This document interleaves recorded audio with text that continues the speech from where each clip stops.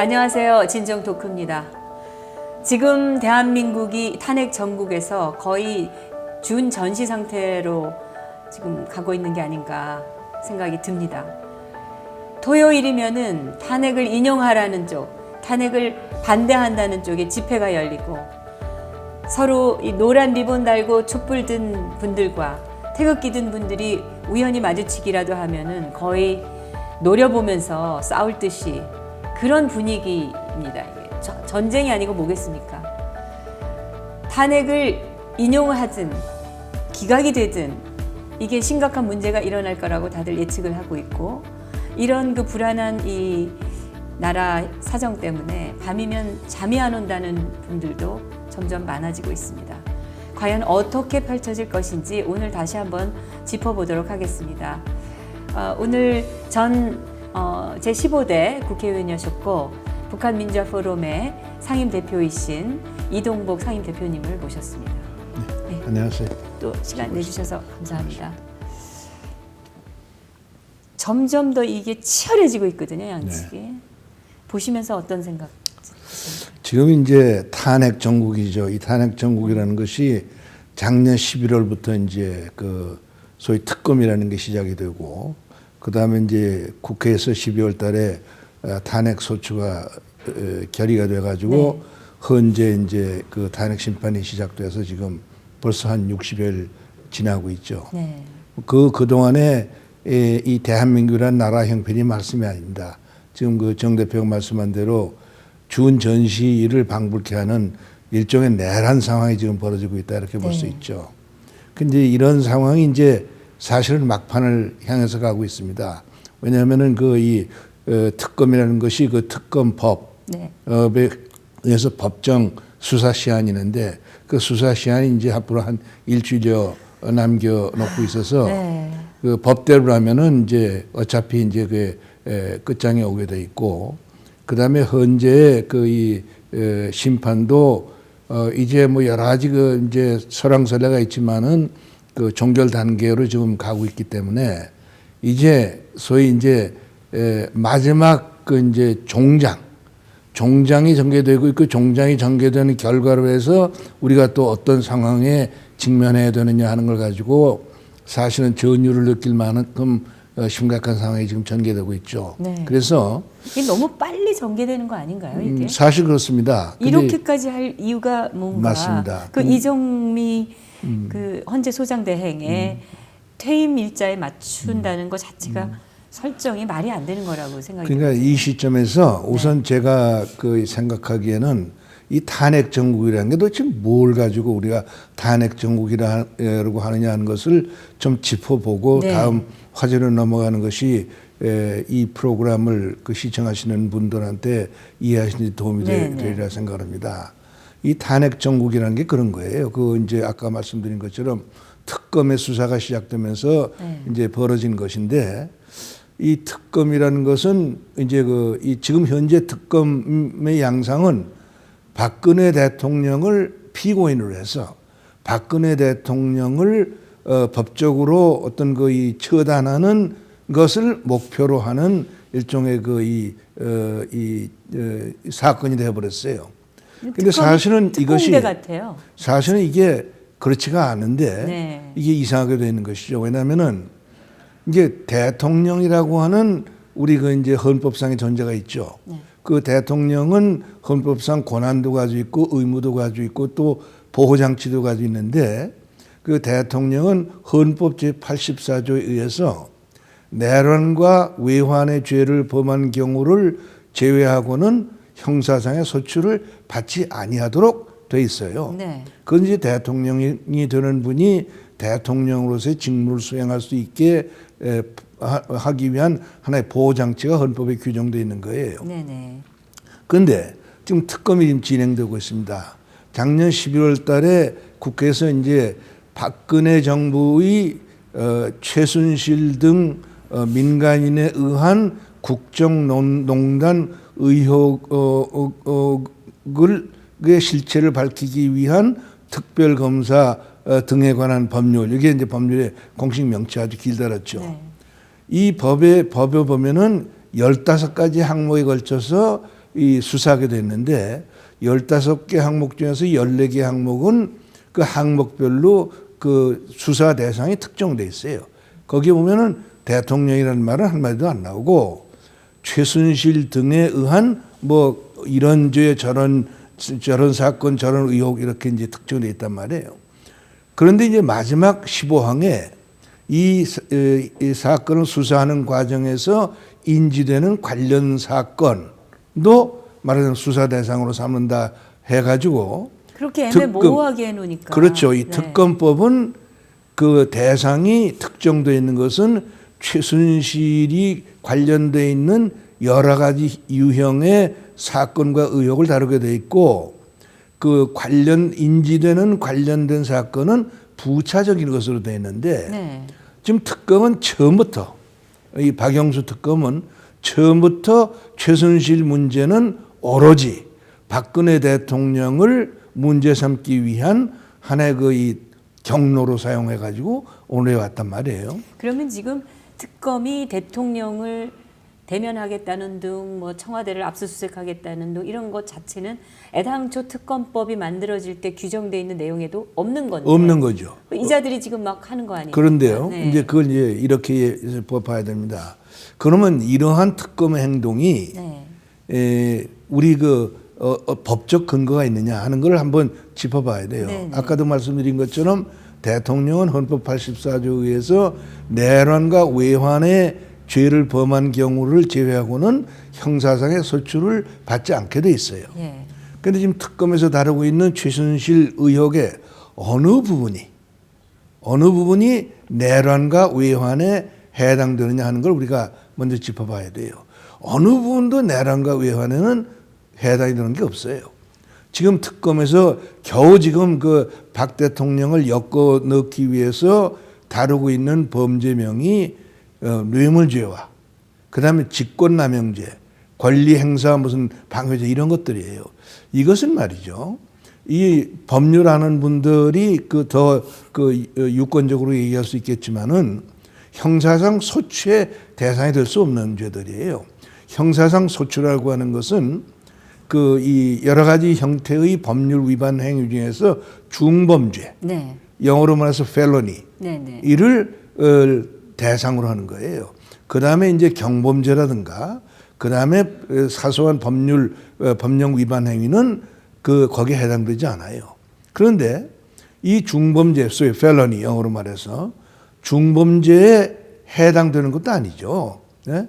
이런 걸 가지고 억지로 엮어 넣어서 지금 이 헌법 제84조를 완전히 무시하고 지금 대통령을 형사적으로 지금 엮어 놓고 있단 말이죠. 근데 그동안에 이제 특검에서 쭉 조사한 것을 토대로 해서 보면은 대통령한테 분명히 잘못이 있어요. 무슨 잘못이 있느냐 하면은 최순실이라고 하는 그야말로 황당무계한 하나의 자연인을 이 말하자면은 이 자문역의 대상으로 삼아가지고 여러 가지 국정 수행에서 일어나는 문제에 관해서 물어보고 의견을 구했단 말이죠. 그런데 그런 구체적인 내용은 지금 없습니다. 아니, 연설문에 대해서 이제 그걸 포함해서 네, 그걸 포함해서 그거 하나지 그걸 포함해서 그런데 그것도 사실은 법적으로는 문제가 될 수 없어요. 네. 대통령이 반드시 법에 의해서 정해져 있는 기관과 어떤 인물만을 대상으로 해서 의견 자문을 구할 수 있는 사람이 아니에요. 대통령은 국민들 가운데 누구한테서든지 필요한 의견을 구하고 자문을 구할 수 있는 위치에 있어요. 법적으로도 문제가 될 수 없어요.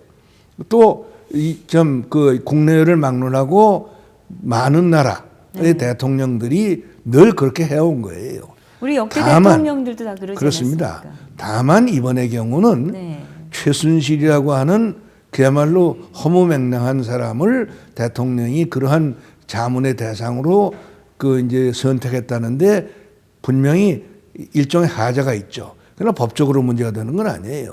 다만 법적으로 문제가 되는 상황이 지금 전개된 것은 뭐냐?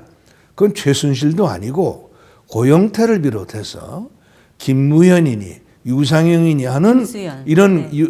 유상영이죠. 유상영, 김수현. 김수현 그렇습니다. 예. 이런 그야말로 도덕적으로나 사회적으로나 그야말로 그 이 범죄성 있는 협잡군들이 바로 이 최순실이라는 사람이 대통령하고 가까운 거리에 있다라고 하는 정을 인지하고 이것을 이용해서 여러 가지 범죄 행위를 지금 엮어낸 것이 지금 드러나고 있단 말이죠. 그럼 그런 차원에서 형사적으로 다뤄질 문제지 이걸 가지고 대통령을 가지고 엮어넣을 일은 아니다 그 말이에요. 그러면 대통령을 엮어넣는 일은 어떤 행위가 되느냐? 이건 헌법을 위반한 것이죠. 헌법에 지금 내란과 외환의 죄의 경우에는 대통령에 대해서 형사적인 소출하게 되어 있단 말이죠. 여기서 외환은 가당치 않죠.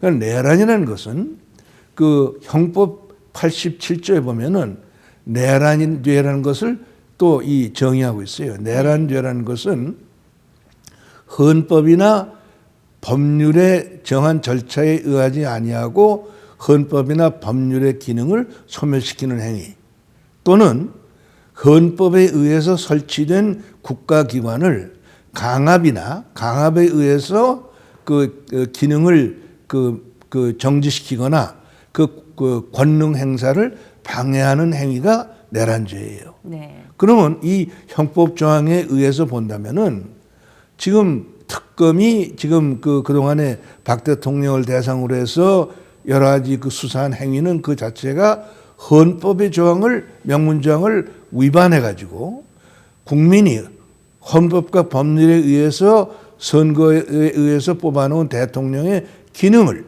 정지시키는 상황을 만들어 놓고 네.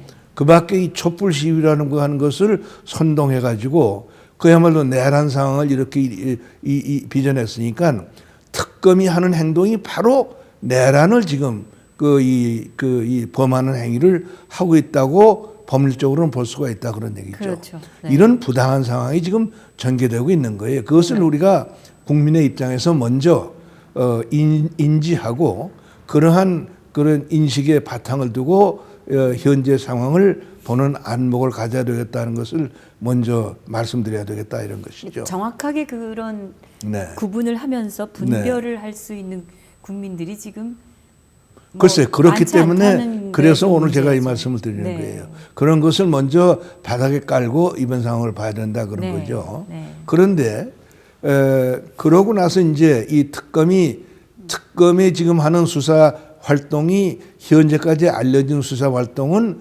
알파부터 오메가까지 모두가 법률에 위반되는 행위를 하고 있는 거예요. 특검 자체가.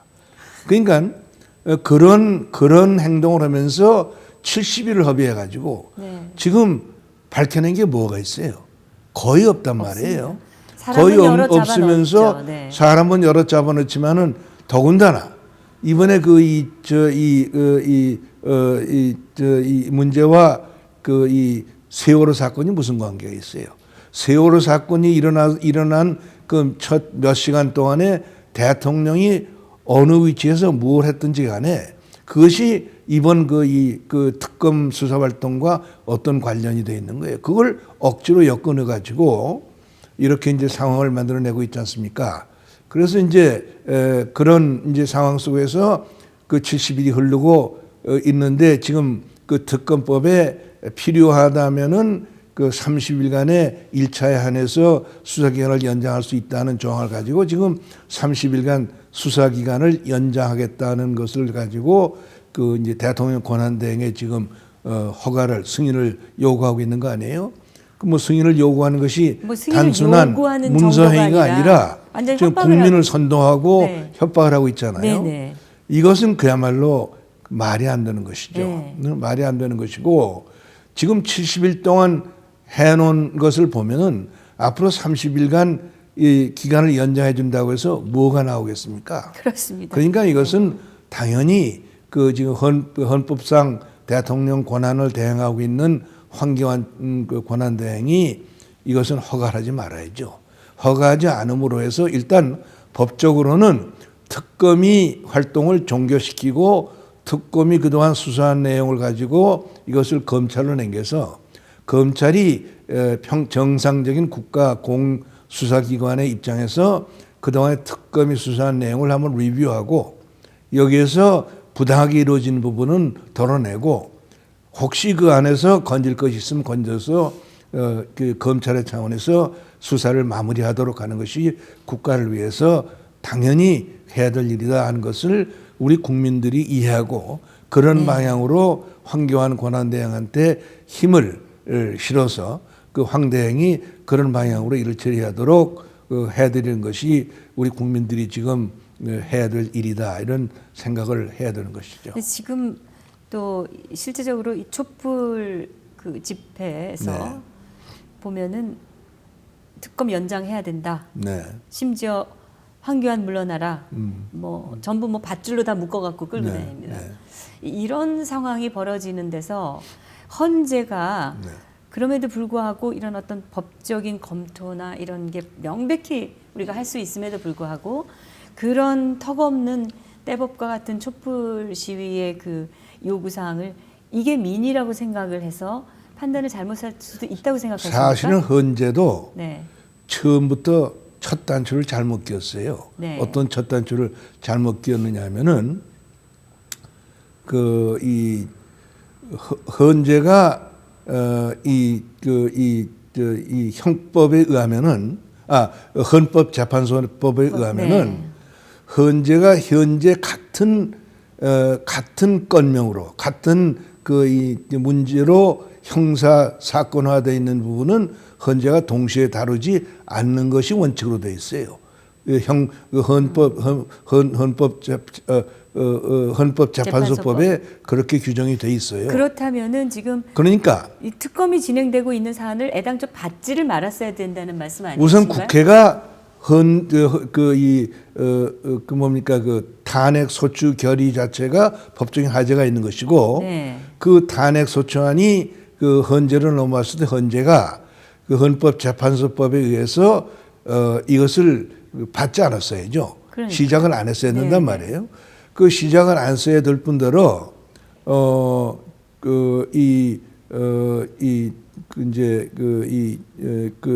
재판을 진행시키더라도 특검의 수사 결과가 나올 때까지는 이 재판을 지연시켰어야죠. 그렇죠. 지연시켰어야 되고 더군다나 지금 그 헌재가 이 문제를 국회에서 받았을 때는 그 이 탄핵 심판의 대상이 되는 소위 그 헌법이나 법률 위반건 혐의가 법적으로 입증이 안 된 거란 말이에요. 왜냐하면 특검이건 검찰이건 수사가 끝나지 않았으니까. 네.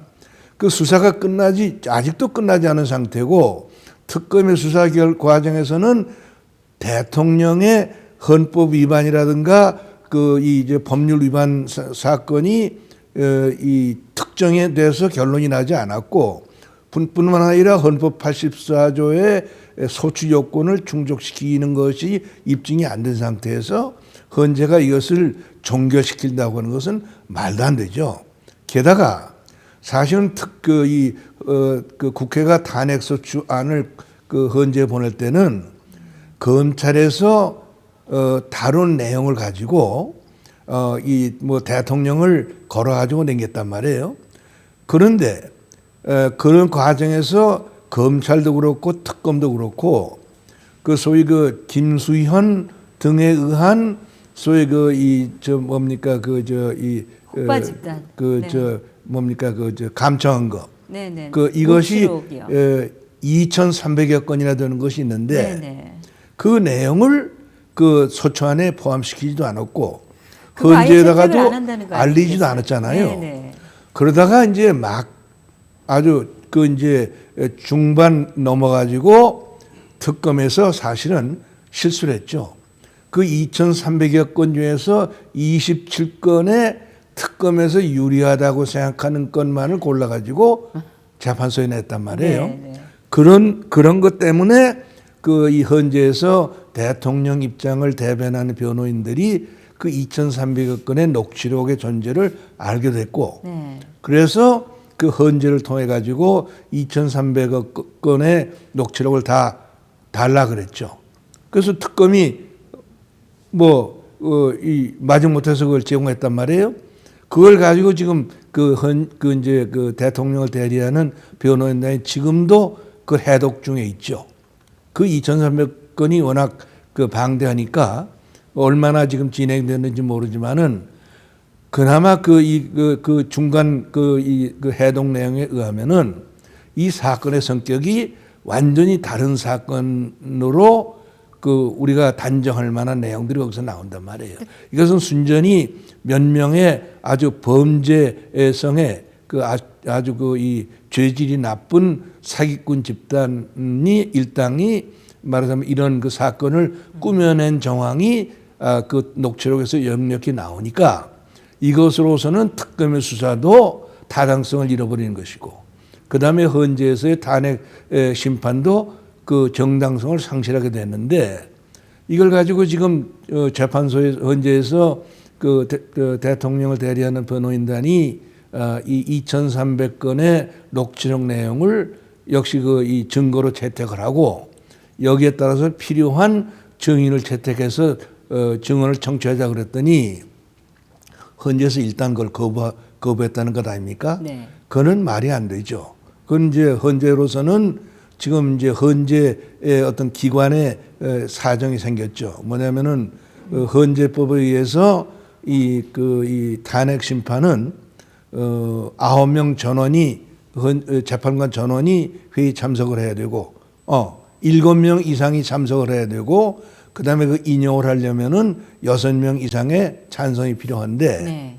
지금 이제 9명의 재판관 중에서 박한철 소장이 임기 만료로 1월 31일로 그만뒀고 그다음에 그 지금 현재 재판소장 권한대행을 하고 있는 이정미 재판관의 임기가 3월 13일로 끝나니까 끝나게 되면은 나머지 재판관이 7명이 되고 네. 7명으로는 간신히 회의 정족수는 채우지만은 그 중에 한 사람만 배탈이 나도 그 회의도 안 되고 이렇게 되니까 이 사람들이 지금 현재 우리 보도된 내용으로 보면은 이정미 재판관의 임기가 끝나기 전에 이 심의를 종결시키려고 하는 여러 가지 시도를 하고 있단 말이죠.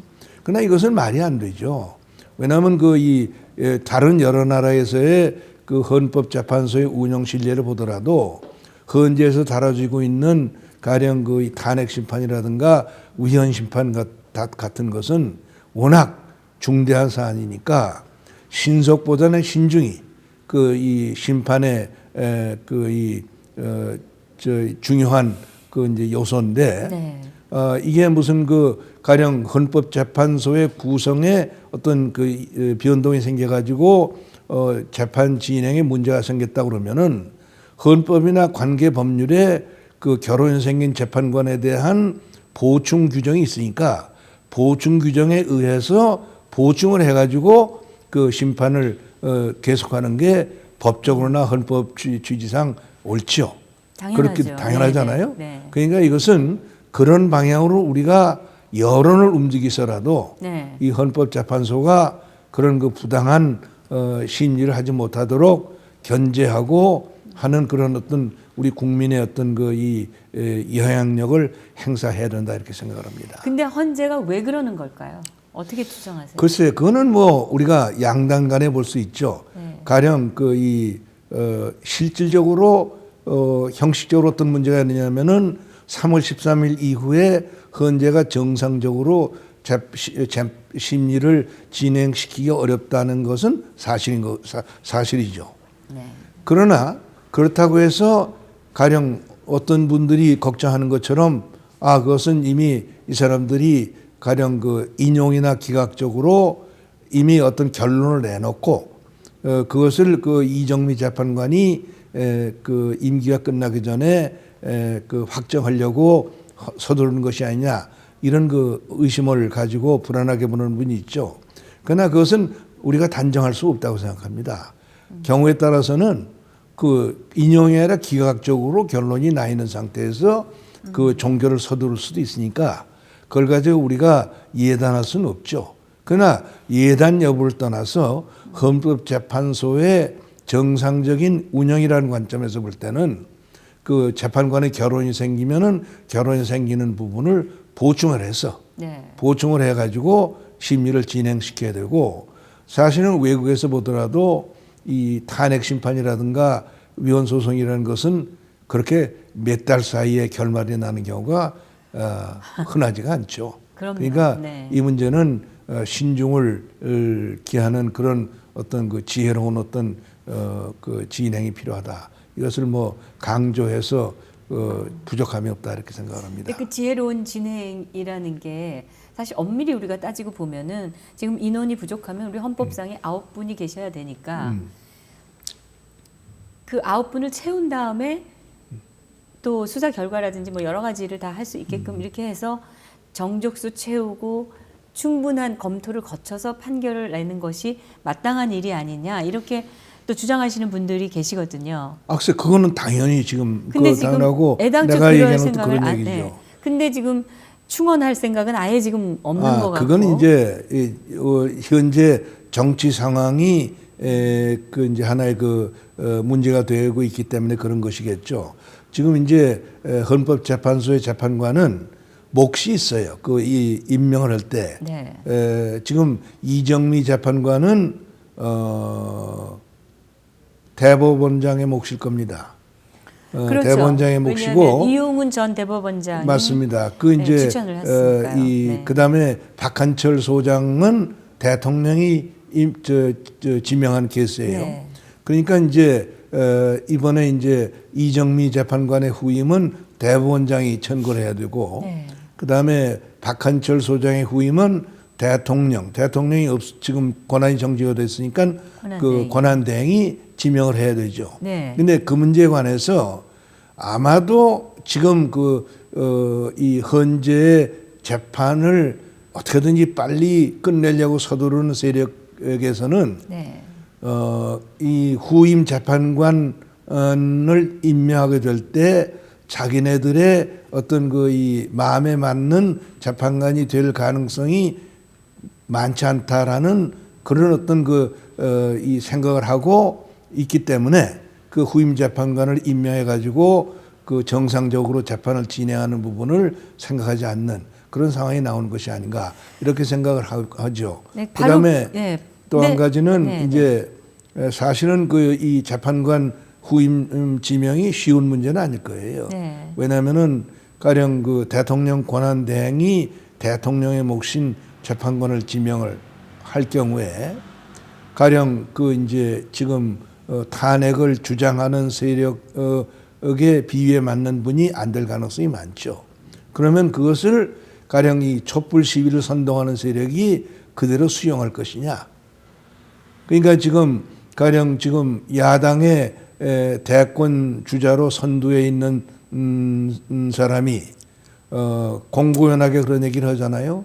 이 헌법재판소에서 탄핵이 인용되지 않을 경우에는 네. 혁명이 일어나야 된다 이런 얘기를 하잖아요. 일어날 것이다. 일어날 것이다. 또 심지어 다시 말해서 특검을 연장하지 않으면 뭐 엄청난 일이 벌어질 것이다. 글쎄요. 뭐 그러니까 완전 협박이죠. 다시 말해서 촛불 시위를 지금 벌이고 있는 이런 그 이 군중 세력을 선동을 해서 네. 뭔가 이 법의 테두리 밖으로 벗어나는 거조를 지금 선동하는 그런 뉘앙스를 담고 있는 네. 운동을 하고 있는 것이죠. 네. 이제 그것을 우리가 또 견뎌내야 되는 그런 이제 어려움이 있고 게다가 이제 우리 앞에 닥쳐 있는 것은 정상적으로 말하면은 12월 달에 있을 예정이고 그 전에 어떤 그 대통령의 지위의 변동이 생긴다면은 그보다 훨씬 앞당겨서 금년 여름에 있게 될지도 모르는 대통령 선거라고 하는 중요한 정치적 사건이 있단 말이에요. 네. 그런 정치적인 사건이 아주 합법적이고 질서 있는 헌정 질서의 테두리 안에서 진행돼야 될 텐데 잘못하면은 그런 어떤 그 헌정 질서의 토대를 파괴하는 그런 불측의 사태가 나올 가능성도 있으니까 굉장히 우리 국민적 차원에서 걱정하지 않을 수 없는 상황이 지금 우리 눈앞에 닥치고 있는 것이죠. 네. 밤에 잠을 못 주무신다는 분들 제가 여러 분 만났습니다. 네. 물론 우리 이동국 의원님께서 저 같은 사람도 참 아주 불안하고 불편하게 짝이 없죠. 밤잠 네. 설치시죠. 그렇습니다. 네. 근데 이 상황에서 지금 우리가 지금 조금 전에 말씀하신 것처럼 그 자기들이 부족한 헌재 재판관을 하려면은 마음에 들지 않는 사람이 올 수도 있으니까라는 생각으로 아예 그런 충원 요청 자체를 지금 안 하고 있다고 얘기를 그렇죠. 네. 우리가 이제 생각해 볼 수 있다면 바로 그 이유가 이게 탄핵이 인용되는 거 아니냐라는 생각을 하게 되거든요. 왜냐하면 이정미 재판관 자체가 노무현 대통령에 의해서 임명된 이용훈 대법원장이 추천해서 네. 된 사람이고 그러다 보니까 성향이 그쪽으로 좀 갈 수 있는 걸로 우리가 추정을 할 수가 있는 거고 그러니까 이제 이게 치열하게 더 그 여러 가지 상상력만 부추기면서 혼란만 가중되고 있는 상황이거든요. 지금 이제 이정미 재판관은 과거에 이용훈 대법원장이 지명한 케이스지만은 네. 지금 대법원장은 다른 분이죠. 그러니까 다른 분이기 때문에 지금 그 대통령의 탄핵을 주장하는 세력에서는 불안한 거예요. 네. 근데 그보다 더 사실은 그 이 절박한 정치적 어떤 그 이 고려가 있죠. 뭐냐면은 아신 것처럼 지금 탄핵 정국이라는 것이 완전히 선거 정국이에요, 지금. 지금 그러니까요. 그 과거 여당이었던 소위 그 새누리당과 소위 바른정당이라는 정당은 여당이었던 지위를 지금 사실상 포기한 이런 그 이 정치적 위상을 가지고 있잖아요. 존재 자체가 보이지 더군다나 않습니다. 존재 자체가 지금 네. 뭐 있는지 없는지 모르는 상태에서 거기에서 무슨 지금 대통령 후보를 하겠다고 그 조금 뭐 이 움직이는 사람들이 있지만은 사실은 지금 그 이 정국은 그 이 뭐 이름을 거명할 필요도 없이 한두 사람의 그 야당 인사가 사실상 독주하면서 선거 정국을 지금 이끌고 있죠. 그런데 이것이 사실은 법적으로 완전히 불법적인 현상이죠. 이게 그 지금 선거라는 것은 불법 선거 운동 사전 아니에요? 선거는 네, 그 사전. 불법이거든요. 네, 네. 이제 불법적인 선거 운동을 오래 끌 수 없죠. 오래 끌 수 없는 데다가 지금 이 탄핵 정국이라는 아주 그 이 기형적인 정국이 형성되어 있는 동안에 네. 그 이 사실상의 선거 운동을 통해서 상당한 고지를 선점하고 있다고 생각하는 사람들이 가령 탄핵이 심판이 장기화되거나 또는 기각이 돼서 조기 선거가 되지 않고 12월 선거로 갈 경우에는 자기네들이 불리해진다 하는 정치적 다산을 해가지고 어떻게든지 이 그 헌법재판소의 탄핵 심판을 서둘러서 기각적으로 몰아가야 되겠다는 그런 어떤 그 아주 비열한 정치적 다산을 가지고 지금 움직이고 있는 부분이 생기고 있는 것이죠. 네. 지금 만약에 탄핵이 기각이 된다 그러면 이 사람들은 사실은 불법 사전 선거 운동으로 다 고발되어야 되는 그렇습니다. 건 아닌가요? 사실 지금 이미 고발되어야 검찰이나 되죠. 중앙선거관리위원회에서 이 사람들의 선거 부정선거 관리 행태에 대해서는 그 필요한 조치를 취하기 시작을 했어야 됩니다. 그런데 지금 취하지 못하고 있는 것은 사실 탄핵이 인용이라도 되면 그리고 그렇게 해서 뭐 갑작스럽게 이제 대통령 선거가 이루어지고 그래서 정권이 넘어가면은 자기들에게 불리할 수 있기 때문에 지금 줄서기 눈치 보기 하고 있는 거 우리 아닌가요? 공무원 사회의 기강이 그만큼 해야 되어 있는 것이죠. 그러니까요. 전부 다 이 눈치만 보고 있는. 선거라고 하는 중요한 국가 대사를 관리하는 입장에 있는 중앙선거관리위원회가 지금 아주 꿀먹은 벙어리처럼 돼 있잖아요. 손을 놓고 있습니다. 손을 놓고 있잖아요. 네. 이것은 있을 수가 없는 일이죠. 네. 이 정말 통탄스러운 그렇습니다. 일이 아닐 수 없는데 지금 이 상황에서 황교안 총리 한 분만 지금 고군분투하고 계시는 그렇습니다.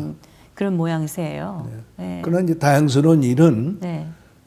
작년 12월 14일 날 있었던 삼성동 집회 때부터 네. 태극기 시위가 아주 그 네. 거대한 물결을 형성해 가지고 여기에 나라를 참 그야말로 걱정하면서 그 방안을 지키던 그 많은 그 애국 그 시민들이 거리로 뛰어나와 가지고 거대한 참 그 시위의 대열을 형성해 가지고 이 권한 대행을 뒷받침하는 이런 어떤 그 힘이 돼주고 있기 때문에 황곤한 대행도 아마도 내 생각 같다면은 지금 외로움을 그렇게 느끼지 않아도 되리라 이렇게 생각을 합니다. 네. 지금 이제 황곤한 대행한테 국가 운명이 걸려 있어요 지금.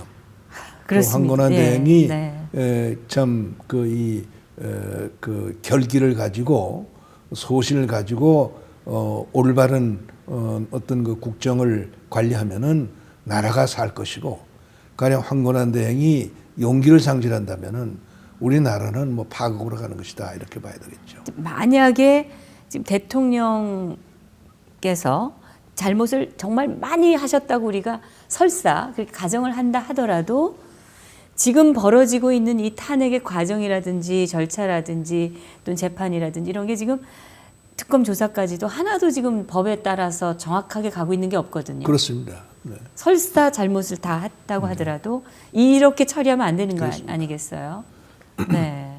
대통령이 가령 무슨 최순실을 대상으로 해서 무슨 자문을 했는지 안 했는지는 모르겠지만은 그것이 내란죄나 외환죄를 구성할 만한 중죄가 아니란 말이죠. 그러면은 지금 특검이나 헌재 활동과는 대통령과는 전혀 상관이 없고, 대통령과는 상관이 없는 영역에서 지금 이 소용돌이가 지금 지고 있는 거기 때문에 네. 사실은 대통령이 지금 언론에서 자꾸 대통령이 특검 대면 수사에 응하느냐 안 하느냐 또는 헌재에 가령 나오느냐 안 나오느냐 하는 것을 이 언론에서 자꾸 시야비하는데 일체 거기에 대통령이 신경을 쓸 필요가 없어요. 그것은 워낙 이 법에 없는 짓을 하는 거니까 대통령은 법의 입장에서 자기의 확고한 어떤 그 입장을 견지하고 있음으로 해서 국민이나 국가의 차원에서 일이 바로 잡아지도록 기다리는 것이 옳다. 그렇게 네. 봅니다. 지금 언론이 하는 행태가 이건 불법을 그러니까 무지하다 또는 잘 몰라서 그런다라고 얘기할 수 없을 정도로 지금 어마어마한 이 불법적인 행태들을 하고 있기 때문에 내가 1958년에 네. 한국일보사에 입사해가지고 예. 13년 동안 정치부의자를 했어요. 네. 그러다가 네. 이제 1971년에 남북회담 때문에 정부로 옮겼는데 네. 언론에 몸을 담았던 사람으로 정말 창피함을 아주 이 부끄러움을 느끼지 않을 수 없는 일이 지금 벌어지고 있어요. 이것이 뭐냐면은 저도 충분히 이런 겁니다. 그렇죠. 우리 정 대표도 마찬가지인데 우리가 아주 이 견습 기자 시절에 이 선배들한테서 이 교육을 받으면서 들은 얘기가 있어요. 뭐냐면은 1800 몇 년인가 나폴레옹 보나파르테가 이제 이 엘바섬을 탈출해 가지고 베르사유로 이 권토 중례를 합니다. 네. 그러다가 이제 마지막 이제 영국 연합군하고 싸워서 지고 세인트 헬레나로 이제 귀양 가서 거기서 이제 생을 마감하지만은 엘바섬을 탈출해 가지고 베르사유 궁에 귀환하기까지의 프랑스 신문들의 제목이 정말 희한할 정도로 매일매일 바뀌었어요. 이제 엘바섬을 탈출했다 하는 소식이 알려지니까 프랑스 신문들 제목이 야수 우리를 탈출하다 이랬고, 그 다음에 이제 지금 니스 근방에서 본토에 상륙을 하자 나폴레옹 보나파르테 프랑스 본토에 상륙 이랬고, 그 다음에 리옹을 중부인 리옹을 이제 통과하니까 전 황제 리옹을 통과 이랬고 베르사유 궁에 돌아오니까 황제 베르사유 궁의 개선 이렇게 됐단 말이에요. 이게 참 부끄러운 신문의 자화상이에요. 근데 지금 우리 신문이 바로 재판이 돼가지고 지금 하고 있으니까, 다만 우리가 희망을 가질 수 있는 것은 이런 언론의 그야말로 참 씁쓸한 자화상을 가지고 볼 때는 가령 헌재의 심판 결과가 용인한 기각으로 되고, 그 다음에 이제 특검의 수사기간이 연장되지 않아 가지고 특검에 수사한 내용이 참 법적으로 잘 정리가 돼서 상황이 수습, 그 다음에 이제 국민들의 여러 가지 그 힘이 결집이 돼가지고 사태가 수습이 되면은 아마 언론의 보도 내용은 180도 달라질 겁니다. 네. 그 그것은 기회주의적인 그렇죠. 그 아주 언론의 기회주의, 특성이 그렇죠. 드러나겠죠. 네, 우리가 지금 이제 끝으로 한 가지 꼭 짚고 넘어가야 되는 게 정말 인용이 되든 기각이 되든 그 인용을 하지 않으면은 뭐 혁명이 일어날 것이라는 등 뭐 이런 그 전망들이 있지 않습니까? 이 뭔가 어느 쪽으로 결정이 돼도 무슨 일이 터지긴 터질 것이다라는 의견이 지금 팽배하거든요. 네. 어떻게 전망하시는지요? 저는 이 두 가지를 그 문제에 관해서 보는데 네. 그동안의 태극기 시위를 통해서 그 애국적인 국민들의 힘이 상당히 충분히 결집이 됐어요. 네. 지금 이제 태극기 시위가 계속 토요일 날 계속되고 3월 1일 날 아마 그 규모가 아주 그 가장 커지는 네. 그런 걸 이제 우리가 이제 예상을 하고 있고 그 다음에 3월 초가 되면은 헌재의 어떤 이 향배도 결정이 될 겁니다. 네네. 뭐 기각 인용으로 결정이 안 되더라도 헌재 심판이 장기화되느냐, 네. 아니면은 그 단축이 되느냐 하는 것이 이제 결말이 날 거예요. 그래서 우리가 걱정하는 최악의 상황이 전개되지만 않는다면은 지금 이 그 태극기 시위에 하고 있는 국민들의 힘이 이 어려워진 상황을 정리하는데 큰 보탬이 되는 방향으로 예향력을 행사하지 않겠느냐 그렇게 생각을 합니다. 저는 이제 거기에 큰 기대를 걸고 있고 힘의 또 균형이 하나는 좀 이루어질 수 있다는 네, 말씀. 또 하나는 네. 뭐 힘의 균형이 아니라 이미 그 힘의 균형은 태극기 시위 쪽으로 기울어졌죠. 뭐 이제 여러 가지 그 이제 규모로 본다거나 그 열기로 봐가지고. 근데 집회 규모는 그런데 실질적으로 돌아가는 것은 문제는 언론이 문제죠. 네. 언론이 조금씩 지금 사실 움찔움찔하고 있어요. 아직도 사실은 그렇죠. 네. 근데 이제 언론이 볼 때 헌재 인용 결정이 그렇게 쉽게 나지 않은 것 같다. 그다음에 특검에 이런 아주 난폭한 그 불법적인 네. 수사 활동이 더 이상 지탕되지 않는다. 그러면은 우리가 볼 때 놀라운 속도로 반전할 가능성이 있죠. 언론의 태도가. 향배가. 네. 그럴 가능성이 있다고 봐요. 근데 또 하나 내가 개인적으로 생각하는 것은 이런 것이 있습니다. 네. 한반도의 안보 상황이 네. 우리는 지금 이 탄핵 파동의 와중에서 느끼지는 못하고 있지만은 네. 우리가 생각하는 것 이상으로 훨씬 긴박하게 돌아가고 있어서 네. 앞으로 몇 달 안에 우리가 지금 예측할 수 없는 방향으로 어떤 상황이 전개될 가능성이 있다. 네. 이렇게 봅니다. 뭐 이제 그 과정에서 생겨난 해프닝의 하나가 아까 이제 우리가 얘기를 하지만은 그 이제 이 김정남 독사 사건도 그런 그 와중에서 벌어졌고 그보다는 북한의 핵 문제를 가지고 지금 국제사회 미국과 북한 간에 지금 그 이 전개되고 있는 소위 그 이 힘겨루기가 네. 그 동안의 상황을 가지고 보면은 금년 안에 어떤 특수한 상황으로 전개될 가능성이 있어서 이 상황이 그 한반도 전체는 물론 대한민국의 정치 상황에도 아주 굉장히 심각한 영향을 파급시키지 않겠느냐 저는 그렇게 보고 있어요. 그래서 이런 한두 가지 상황이 우리 한국에서 지금 전개되고 있는 이런 그 위험스러운 정치 상황을 정리하는데도 도움이 되지 않겠느냐 이런 네. 그 예상을 지금 가지고 있습니다. 헌재가 판결을 내릴 때 정말 사실에 입각해서 이런 여러 가지의 어떤 변수들에 대한 충분한 고려를 하고 판결을 내리게 되기를 정말 간절히 바라는 마음입니다. 뭐 우선 관건은요. 네. 일단 그 헌재가 채택을 하지 않겠다 하는 얘기를 아마 이정미 권한대행이 한 것 같은데 네. 그럼에도 불구하고 앞으로 며칠 사이에 지금 그 이 시민사회 여러분들이 지금 진행시키고 있는 2,300건의 녹취록 해독 내용이 얼마나 더 참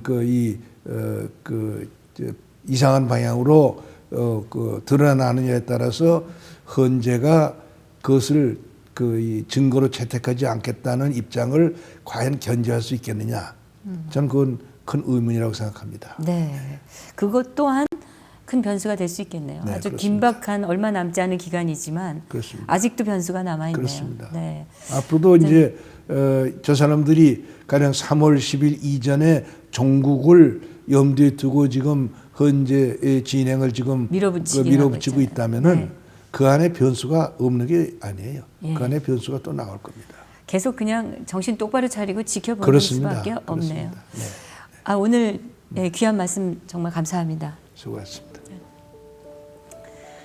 네, 이 한치 앞을 내다볼 수 없는 전국이란 말이 요즘을 보고 하는 말이 아닌가 싶습니다. 너무 이 설왕설래 이럴 것이냐 저럴 것이냐 우리가 추측을 하게 되고 또 거기에 따라서 이 국민의 감정도 오르락내리락 하고 있는 아주 불안한 전국입니다. 그러나 여러 가지 변수가 아직 남아 있고 우리가 선단을 내릴 단계는 아직도 아니라고 생각이 됩니다. 더 정신 똑바로 차리고 이 과정 전체의 문제점들을 우리가 분명히 인식하고 바른 판결을 내리도록 헌재에게 분명한 국민의 의사표시를 해야 되지 않는가 생각이 듭니다. 국민 여러분, 스트레스가 많으시지만 그래도 우리가 이 대한민국의 미래를 위해서 더 마음을 다져야 할 때라고 생각이 됩니다. 진정 토크 여기서 마치겠습니다. 다음 시간 또 기대해 주시기 바랍니다. 감사합니다. 수고했습니다.